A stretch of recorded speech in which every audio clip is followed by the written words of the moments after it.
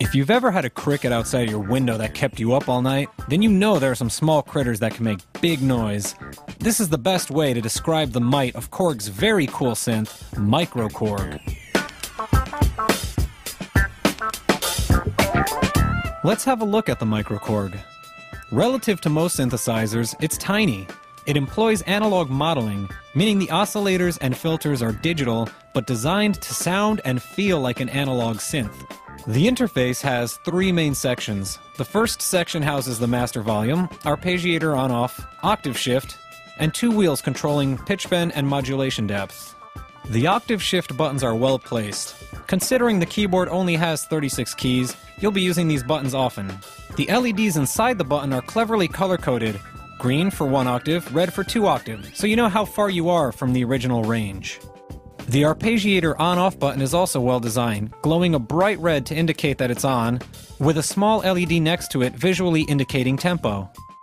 The volume button turns left and right. We suggest you turn it all the way to the right for maximum effect. The second main section of the interface hosts controls for choosing your programs and saving them. The conspicuous large gold knob on the center of the board allows you to choose your programs by musical category. Then you simply select the patch with the buttons below. There are also 2 layers of patches within each category, A and B, with 8 sounds each, so 16 for each category. Say I'm on B now. I'm going to go through some of the patches on B in the hip-hop vintage category. Now back to A. You can save your own sounds, but unfortunately you have to overwrite the factory patch. Having only 128 memory slots is one shortcoming of the MicroKorg, in addition to not being able to name the patches. There are 2 very cool retro-style knobs labeled Edit Select. Each stop on the knob corresponds to a menu with a list of editable parameters. In arpeggiator mode, the patch selection buttons become the step editor for the arpeggiator. This is quite brilliant. You can simply turn notes on and off to create custom arpeggios very quickly. The third section of the interface is for editing your sounds. It has a headache-inducing list of parameters that you can access for editing, which seems to always be a slow process on the MicroKorg and takes some getting used to. The control knobs for editing are set by default to the most common parameters: cutoff, resonance, attack, and release, and I tend to reach for these first when editing a sound, especially to avoid those menus. Ugh! The reason I truly love the MicroKorg is for its vocoder.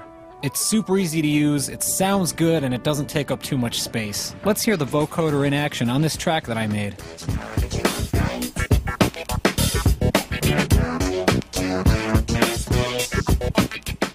The board comes with its own small condenser mic, or you can attach an external dynamic mic, which is very useful for a live performance, because it'll help you avoid feedback big time.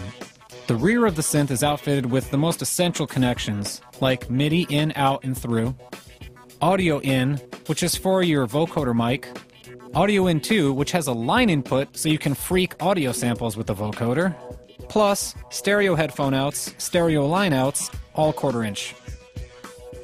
In review, I'd say that I highly recommend this synth to anyone, especially who wants a vocoder, and someone who wants quick access to huge synth sounds. I give it my hairy arm thumbs up.